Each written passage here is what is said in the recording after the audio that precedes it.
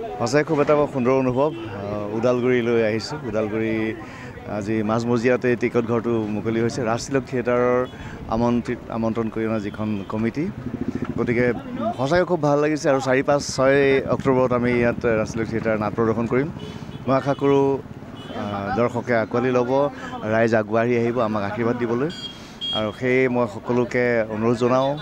ওদালগুৰিবাসী ৰাইজলৈ মই অনুৰোধ জনাওঁ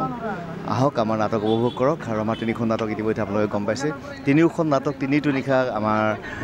আপোনালোকে আহি নাটক উপভোগ কৰিলে আমি সাৰ্থক হ'ম আমাৰ কষ্টখিনি সাৰ্থক হ'ব আৰু আপোনালোকৰ মৰম চেনেহ আশীৰ্বাদ আমি লৈ যাবলৈ সক্ষম হ'ম দৰ্শকৰ যথেষ্ট সঁহাৰি পাইছোঁ প্ৰত্যেকটো পেণ্ডেলতে দৰ্শকৰ যথেষ্ট সঁহাৰি প্ৰতিকূল বতৰকো কেতিয়াবা আওকাণ কৰিবলৈ ইমান দৰ্শক হৈছে সঁচাকৈ খুব ভাল লাগিছে আৰু প্ৰত্যেকটো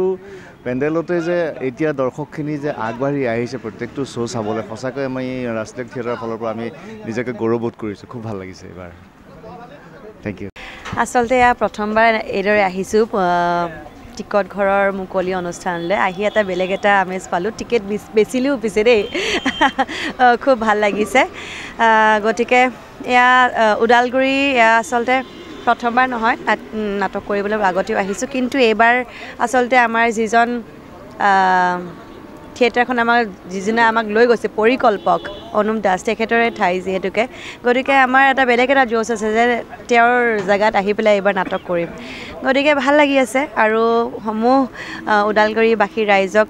আমন্ত্ৰণ জনাইছোঁ তেওঁলোকে আহক আমাৰ নাটক চাওক আমাক মৰম দিয়ক আশীৰ্বাদ দিয়ক সেয়াই লাগে আমাক আৰু এটা কথা ক'ব পাৰিম যে আমাৰ নাটক চাই তেওঁলোকে হতাশ হৈ যাবলগীয়া নহয় যে ইমান টকাৰ টিকেট কাটি পেলাই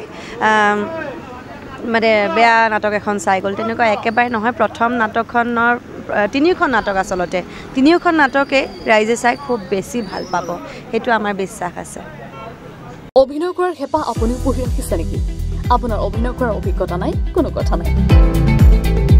আপোনাৰ বাবে আহিছে সোণালী সুযোগ 29 ছেপ্টেম্বৰত দিনৰ 9 বজাৰ পৰা নিশা 8 বজালৈ বলিউড তথা হলিউডৰ চিনেমাৰ বাবে অডিশ্যন হ'বলৈ গৈ আছে গুৱাহাটীৰ কাহিলীপাৰাস্থিত জ্যোতি চিত্ৰবনত 5 বছৰ বয়সৰ পৰা 17 বছৰ ব্যক্তিয়ে কৰিব পাৰিব অংশগ্ৰহণ পঞ্জীয়ন হ'ব বিনামূলীয়া নিৰ্দিষ্ট ৱেবছাইটত কৰিব পাৰিব আবেদন